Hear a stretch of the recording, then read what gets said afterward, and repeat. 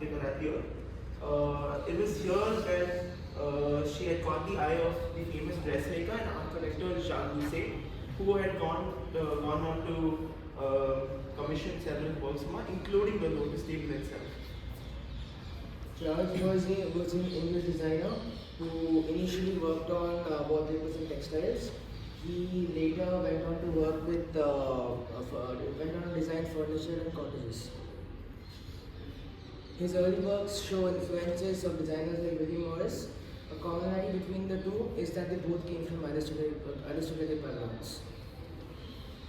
Coming to influences, in the case of Irene Gray, she was influenced by Japanese lacquering techniques, which she had perfected through her years of collaboration with Seizo Sugawara, who was a Japanese master at lacquering. She was also influenced by the Art Deco movement. In the context of the Lotus table, it was the Art Deco movement. She later went on to be influenced by modernism. Charles Voysey was a major proponent of the arts and crafts movement. He believed in simple, inexpensive, practical design and the ideal of the craftsman as the artist. Despite them having different influences, both Gray and Voysey believed were strongly opposed to the idea of industrialization. Yeah, so the Lotus table was designed by Irene Gray, and it was originally unornamented, but it was at the request of her client Jean Lucet that she had the silk ropes and the amber baubles. The Lotus table is called so because of these carvings here that represent clusters of lotus flowers. So the Voysey table was a piece of furniture designed by Charles Voysey in 1903 for a house called Hollymont. It was designed for a person named Seelberg. The manufacturing was taken up by the firm of F.C. Nielsen. The table has been made entirely of oak without any treatment done to it.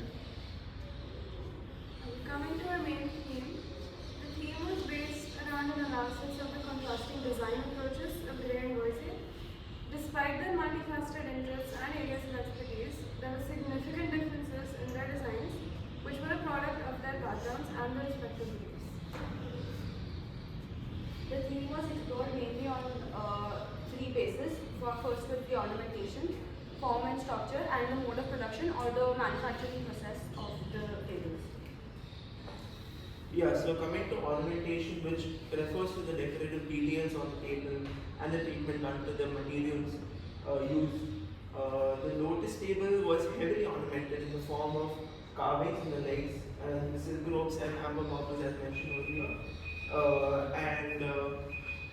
Coming to the Voysey table, owing to Voysey's belief of simple and inexpensive design, the table was unornamented.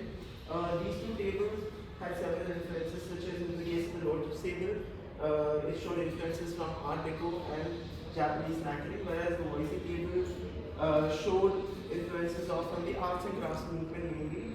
This fact even shows the Voysey's preference for native woods and his rebellion against industrialization. The Lotus table has a dark green lacquer on the tabletop, whereas the wood used on the Voysey table has been untreated. The second point of comparison is form and structure. While both the tables have relatively geometric forms, they differ a lot in terms of structure and utility. Gray chose a simple rectangular structure for the Lotus table to highlight the lacquering and the carvings that were done. The Voysey table has a circular top and its supports resemble the legs of a spider.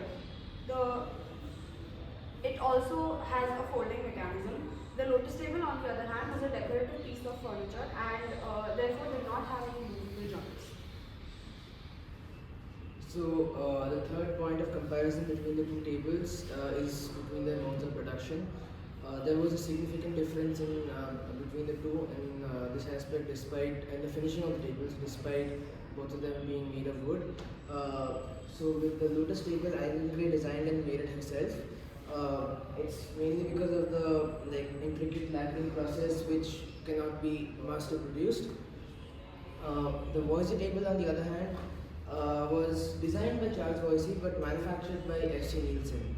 The come to the Lotus table involved the main lacquering process and wood carving, while the Voysey table was untreated and unpolished. Furthermore, for the Voysey table, there were no nails or screws used in its production.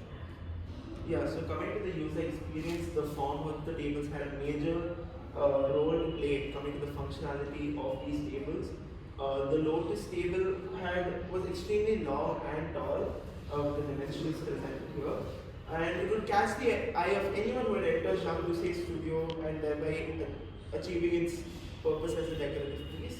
And the Voysey table, on the other hand, was way more utilitarian and was designed for domestic use as a side table or a coffee table. And it also had the provision for a folding mechanism so it can be put away in storage when not in use.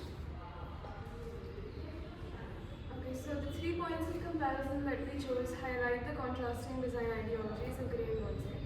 In case of the Lotus table, it shows Gray's dedication to craftsmanship and the various intricate details that it has makes it one of a kind, and again just highlights the point that it could not have been mass produced. The Voysey table, on the other hand, could have been mass produced, but owing to his strong beliefs in individualistic design and his opposition to industrialization, only 2 were ever made. So these differences between Gray's and Voysey's approach are a reflection of their backgrounds and the popular beliefs